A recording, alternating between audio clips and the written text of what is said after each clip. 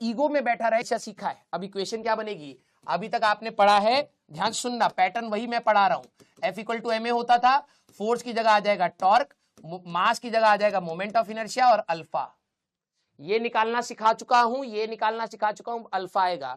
एक बार आपका alpha constant आ गया, जैसे एक्सेलरेशन कांस्टेंट होता था v equal to U plus A T, S equal to U T plus half A T square, V square minus U square equal to 2s, यहां alpha constant आएगा, circular motion start हो जाएगा, omega final equal to omega not initial plus alpha T, theta equal to omega initial T plus half alpha T square, omega final का square minus omega initial का square equal to 2 alpha theta. सब कुछ same हो जाएगा, बिल्कुल जैसे हम लोगों ने वहां पर बात करी थी। ठीक है, तो लास्ट पार्ट हमारा टॉर्क का आने वाला है।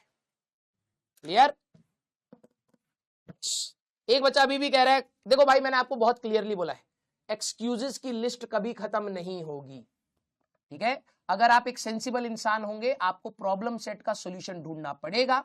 कभी कभार प्रॉब्लम्स का सॉल्यूशन मिल जाता है लाइफ में, कभी कभार नहीं मिल पाता है, लेकिन आपके प्रयास या फिर आपकी प्रैक्टिस नहीं रुकनी चाहिए। आप करते चलिए, डेफिनेटली कुछ सीखते चलेंगे। ऐसा कभी भी नहीं होगा कि आप पूरा प्रैक्टिस कर रहे हैं और आपको कुछ भी नहीं समझ आ रहा है, आप जीरो से स्टार्ट हुए थे, जीरो पर खत्म हुए, ऐसा हो ही नहीं सकता, मैं मान ही नहीं सकता। आप जब भी प्रयास करेंगे कुछ ना कुछ तो समझ आएगा। हर बच्चा बराबर नहीं होता, कुछ 10% सीखेंगे, कुछ 20, कुछ 30, कुछ 40, कुछ हो सकता है 100%। लेकिन अगर 100% वाला ईगो में बैठा रहे कि भैया मैं तो बहुत जल्दी समझ जाता हूं, तो उसका भी पतन निश्चित है। और कोई बच्चा 10% वाला मेहनत लगातार करता रहे, तो यह भी निश्चित है कि उसका सिलेक्शन होता है। ठीक है, अब आप जिस भी सिचुएशन में है, प्लीज एक्सक्यूजेस बनाना और दूसरों के साथ एक्सक्यूजेस शेयर करना बंद कर दीजिए। आप लोगों की जनरेशन में एक प्रॉब्लम है कि आप लोग सिंपैथी पर ही जी रहे हैं।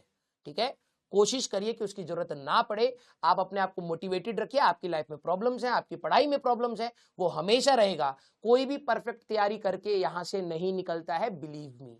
आपने इतने सारे बच्चों के सिलेक्शंस देखे हैं, आप उनकी भी प्रॉब्लम सुनोगे तो उनकी भी प्रॉब्लम्स रही हैं, लेकिन कॉमन चीज क्या है सभी सिलेक्शन वाले बच्चों का, वो गिव अप नहीं कर रहे होते, वो लगातार प्रयास कर रहे होते हैं। और वही आई थिंक आप लोगों को भी करना चाहिए, क्योंकि रास्ता बहुत ही सिंपल होता है सिलेक्शन का, बच्चा उसको कॉम्प्लिकेटेड बनाता है। क्यों? क्योंकि जब भी कठिनाई आती है, बच्चा कोई शॉर्टकट ढूंढने की कोशिश करता है, कोई और रास्ता बनाने की कोशिश करता है, और वहां से होती है कॉम्प्लेक्सिटीज। पढ़ो सीधे से, तैयारी करो, कुछ क्वेश्चन नहीं हुए सीखो, बढ़ो, आगे टेस्ट दो, फिर सीखो, आगे बढ़ो। यही वो प्रोसेस, बार बार यही करना है। अगर आप कोई नया रास्ता ढूंढने की कोशिश कर रहे हैं, दैट मीन्स आप कहीं ना कहीं गुमराह हो रहे हैं। ठीक है, बेसिक तैयारी करिए बेटा। Yes, love you all, thank you so much. बहुत मजा आया आप लोगों को पढ़ा करके। Please do let me